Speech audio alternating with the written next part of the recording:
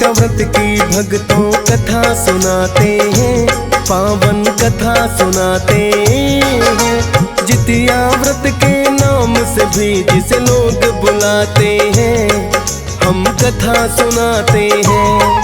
हम जीवित पुत्र का व्रत की भक्तों कथा सुनाते हैं, पावन कथा सुनाते हैं। जितिया व्रत के नाम से भी जिसे लोग बुलाते हैं, हम कथा सुनाते हैं। जो जितिया व्रत करती संतान सुखी रहती, जो जितिया व्रत करती संतान सुखी रहती।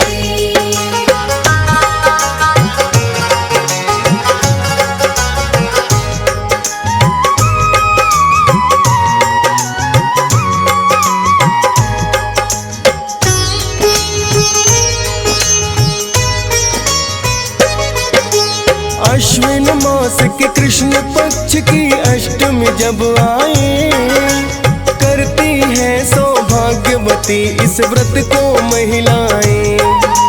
सुख संतान में इस व्रत के करने से आता है, दीर्घायु का वर बेटी बेटों को मिल जाता है। रहे सुखी संतान हमारी चाहती सब माताएं, जितिया व्रत की परंपरा वो इसीलिए तो निभाए।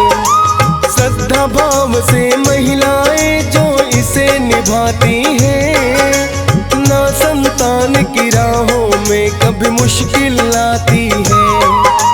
अपनी मंजिल को आसानी से पा जाते हैं, पावन कथा सुनाते हैं। जितिया व्रत के नाम से भी जिसे लोग बुलाते हैं, हम कथा सुनाते हैं।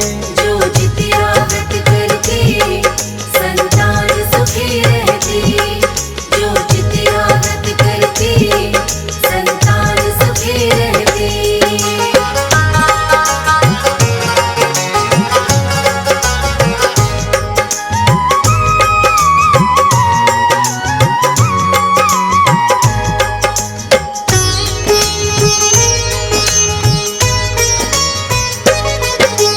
इस व्रत में तो जिमूत वाहन की पूजा की जाए। कौन है जिमूत वाहन भक्तों अब बतलाएं।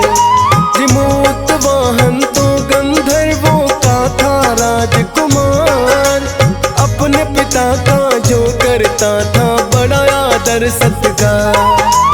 इनके पिता वृद्धावस्था में जैसे ही आए, देख के इनको सिंहासन वो तप करना चाहे।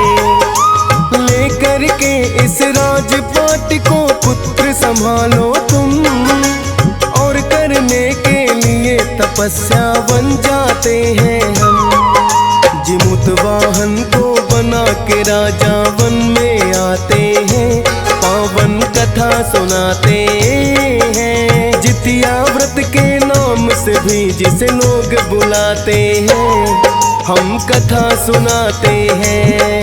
जो जितिया व्रत करती संतान सुखी रहती, जो जितिया व्रत करती संतान सुखी रहती।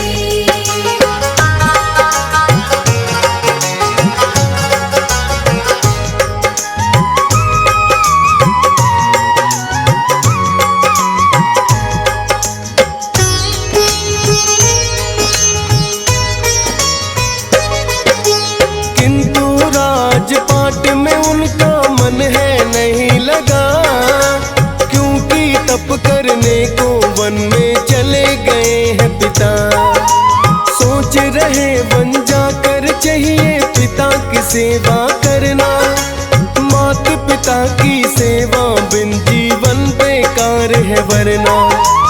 अपने पिता की सेवा करने वन में गए हैं मलयवती नामक कन्या से उनका हुआ विवाह। पति पत्नी दोनों ही लगे हैं उनकी सेवा करने, सुखपूर्वक फिर दोनों के भी दिन है लगे गुजरने। जिमुत जिमूतवाहन फिर एक दिन वन में घूमने जाते हैं, पावन कथा सुनाते हैं। जितिया व्रत के नाम से भी जिसे लोग बुलाते हैं, हम कथा सुनाते हैं। जो जितिया व्रत करती संतान सुखी रहती, जो जितिया व्रत करती संतान सुखी रहती।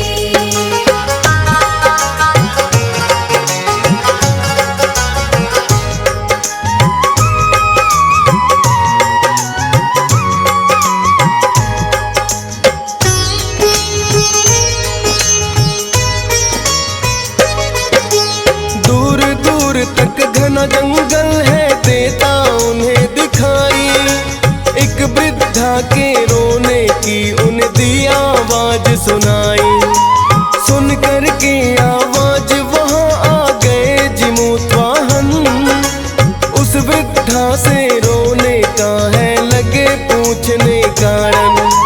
कहने लगी हूँ नागवंश की वृद्धा मैं नागिन, बतलाती हूँ तुम्हें परदेसी रोने का कारण। गरुड़ वंश और नागवंश की बड़ी शत्रुता है। गरुड़ वंश तो शिकार हमारा रोज ही करता है, नागवंश को शायद गरुड़ मिटाना चाहते हैं, पावन कथा सुनाते हैं। जितिया व्रत के नाम से भी जिसे लोग बुलाते हैं, हम कथा सुनाते हैं।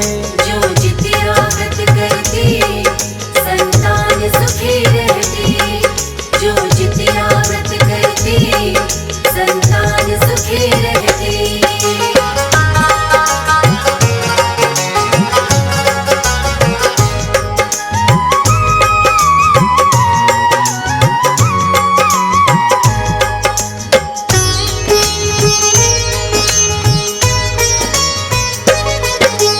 पर एक दिन समझौता हमारा उनसे हो जाता है। एक नाग की लेन बलि पर रोज गरुड़ आता है। हुआ है समझौता वो सारे नागों को ना खाए, बदले में हम एक नाग की पर बलि रोज चढ़ाए। रोती हूँ मैं इसीलिए मेरा पुत्र इकलौता आज गरुड़ की बलि में नंबर आया है उसका। इकलौता है पुत्र मेरा जिसे आज गरुड़ खाएगा, इसके साथ ही वंश मेरा तो खत्म भी हो जाएगा। यही सोच कर आंखों में आंसू आ जाते हैं, पावन कथा सुनाते हैं। जितिया व्रत के नाम से भी जिसे लोग बुलाते हैं, हम कथा सुनाते हैं। जो जितिया व्रत करती संतान सुखी रहती, जो जितिया व्रत करती संतान सुखी रहती।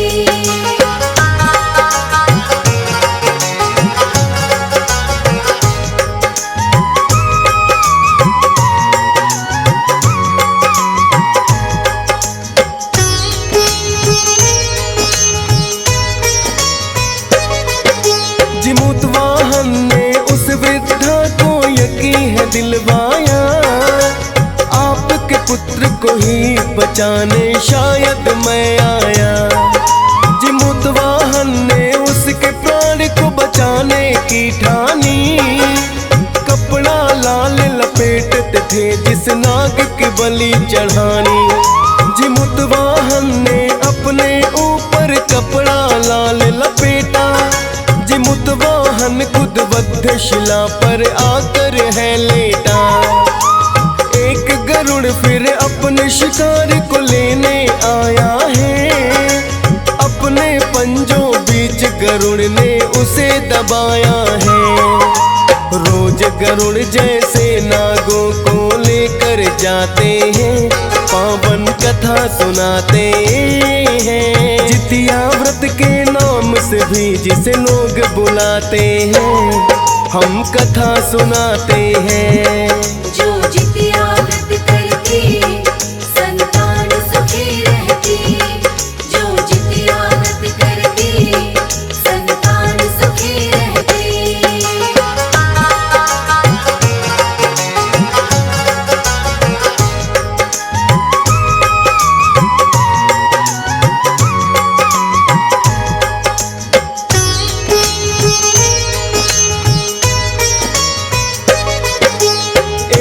शिला पर आकर के फिर गरुड़ है बैठ गया।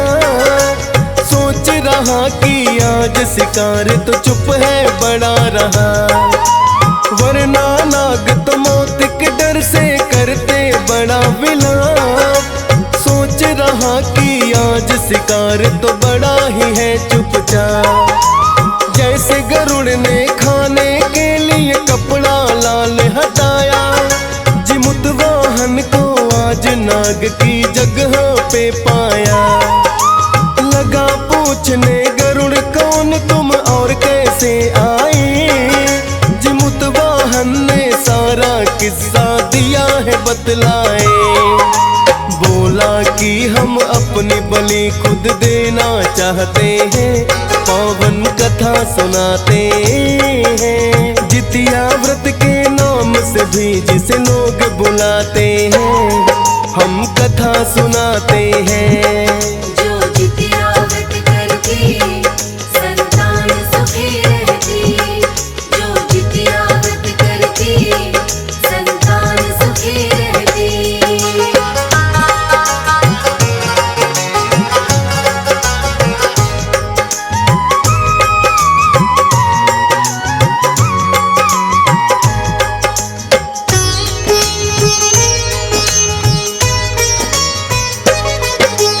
देख के साहस जिमुत वाहन का खुश है गरुड़ हुआ। जिमुत वाहन को फिर तो गरुड़ ने जीवन दान दिया। बोला गरुड़ के जैसा साहस तुमने दिखलाया, जिमुत वाहन ना आज तलक कोई ऐसा कर पाया। नाग वंश की रक्षा उनके साहस से ही हुई, जिमुत वाहन की पूजा भी तब से ही शुरू हुई। अश्विन मास के कृष्ण पक्ष की अष्टमी जब आए, पुत्र की रक्षा हेतु व्रत करती महिलाएं। भोलेनाथ गौरा माँ को ये स्वयं बताते हैं, पावन कथा सुनाते हैं। जितिया व्रत के नाम से भी जिसे लोग बुलाते हैं, हम कथा सुनाते हैं। जो जितिया व्रत करती संतान सुखी रहती, जो जितिया व्रत करती संतान सुखी रहती।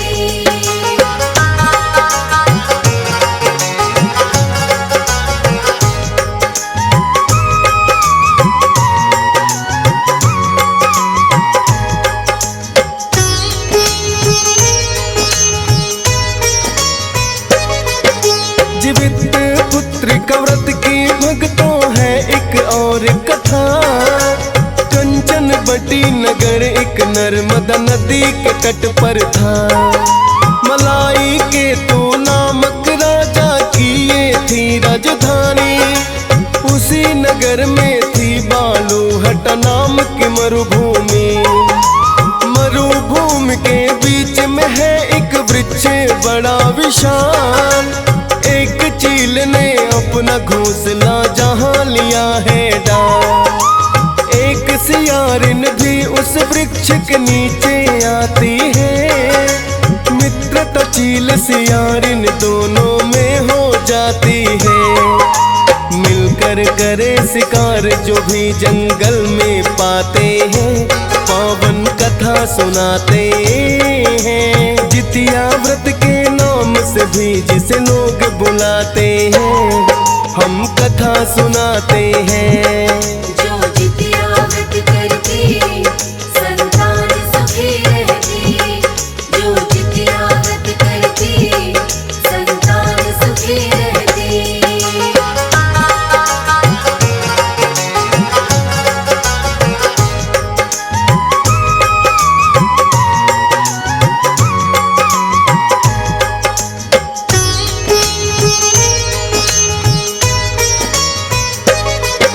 जीवित पुत्र का व्रत एक दिन फिर जब है आया। चील सियारिन दोनों में ही करना व्रत चाहा। क्योंकि कुछ महिलाओं को ये करते व्रत देखा। चील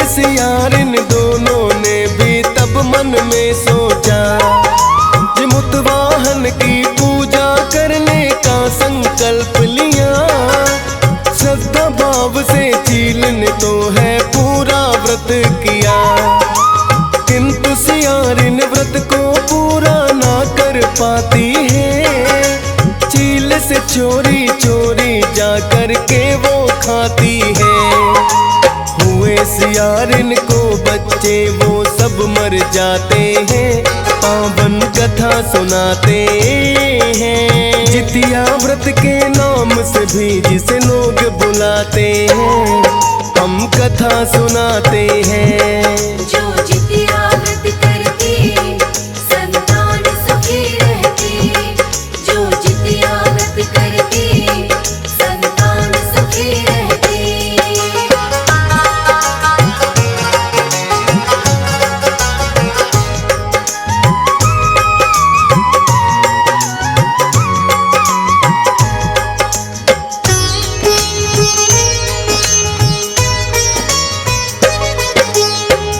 सियारिन दोनों का जब अगला हुआ जन्म, भास्कर नाम के ब्राह्मण की वो आई पुत्री बन।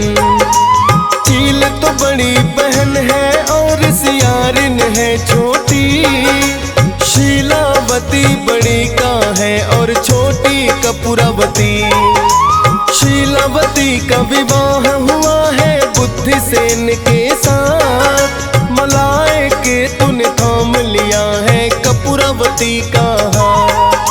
मलाए के तू उसी समय बने हैं कंचन बटी के राजा, विवाह कपूरावती है उस राजा से हो जाता।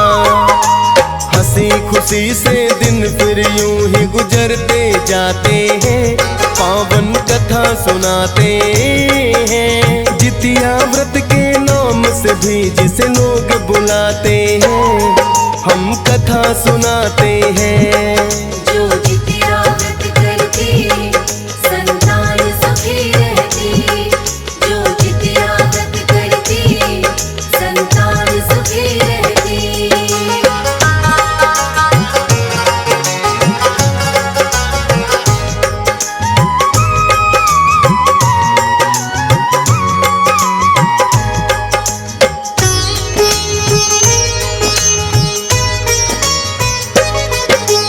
बड़ी बहन शीलावती को तो पुत्र सात हो जाते, किंतु पुत्र कपूरावती के नहीं है जी पाते।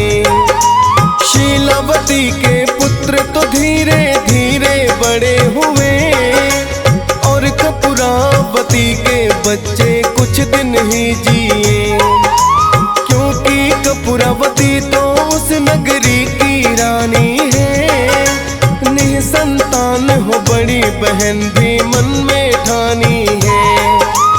अपनी बहन के सातों पुत्रों को है बुलवाया, कह कर के राजा से उनका शीश ही कटवाया।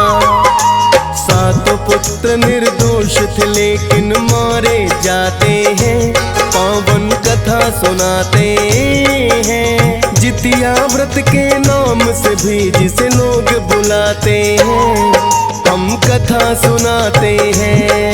जो जितिया व्रत करती संतान सुखी रहती, जो जितिया व्रत करती संतान सुखी रहती।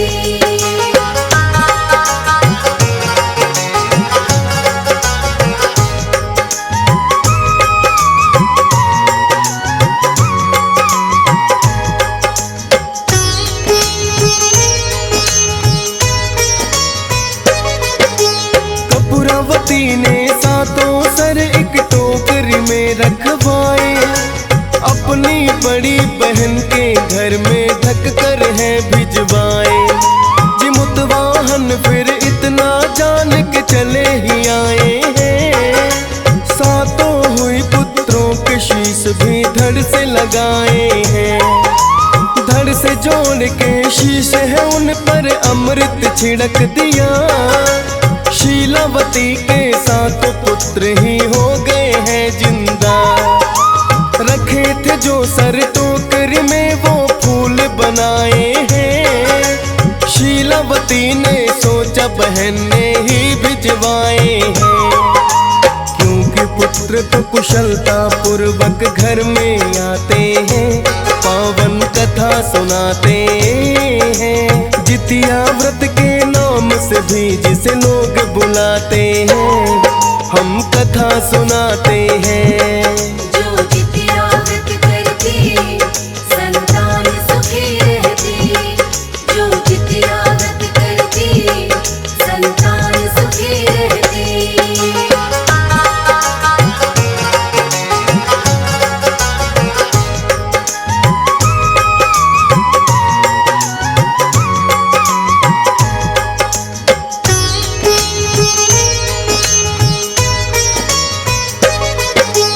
अपनी बहन के घर में कपूरावती जो आती है, जिंदा देख के पुत्रों को वो तो चकराती है।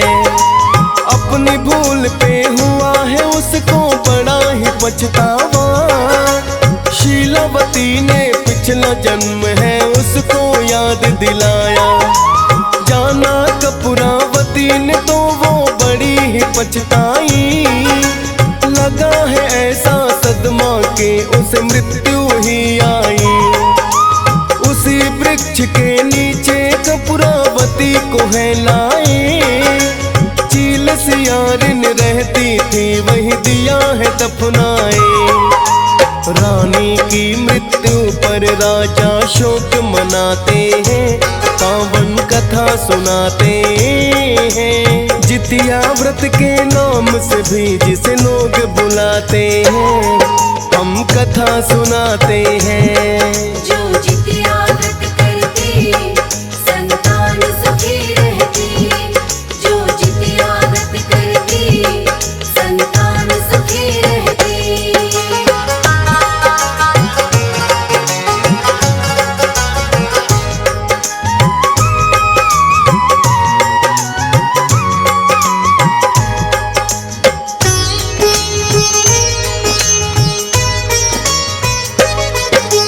जीवित पुत्र का व्रत की भक्तों और कई है कथाएं, महाभारत के समय का किस्सा अब हम तुम्हें बताएं। अश्वत्थामा ने द्रौपदी पुत्रों का वध जो किया, अर्जुन ने क्रोधित होकर उसे बंदी बना लिया। अभिमन्यु की पत्नी भी तब तो थी गर्भवती, अश्वत्थामा ने वध कर दिया उस बच्चे का भी। श्री कृष्ण ने अपनी शक्ति से जिंदा है किया, जीवित पुत्र का नाम उन्होंने उस बालक को दिया। जीवित पुत्र का व्रत इसे तब ही बतलाते हैं, पावन कथा सुनाते हैं। जितिया व्रत के नाम से भी जिसे लोग बुलाते हैं, हम कथा सुनाते हैं। जो जितिया व्रत करती संतान सुखी रहती, जो जितिया व्रत करती संतान सुखी रहती।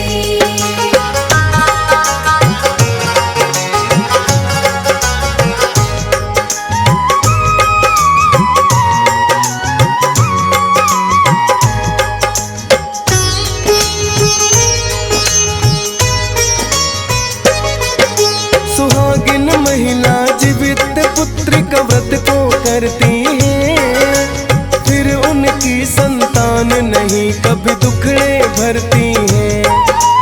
कृपा करते हैं संतान पे खुद जी मूतवाहन, जीवित पुत्र का व्रत करने का है तो यही कारण। डीएस पाल ने जीवित पुत्र का व्रत की गाथा गाई, हंस राज रलहन जी को तो पसंद बड़ी आई। गाथा लिखने के लिए बतलाया है विल्सन ने, फौजी उनके कहने से तो बैठ गया लिखने। सोनोटेक चैनल पे जिसे कुलदीप चलाते हैं, पावन कथा सुनाते हैं। जितिया व्रत के नाम से भी जिसे लोग बुलाते हैं, हम कथा सुनाते हैं।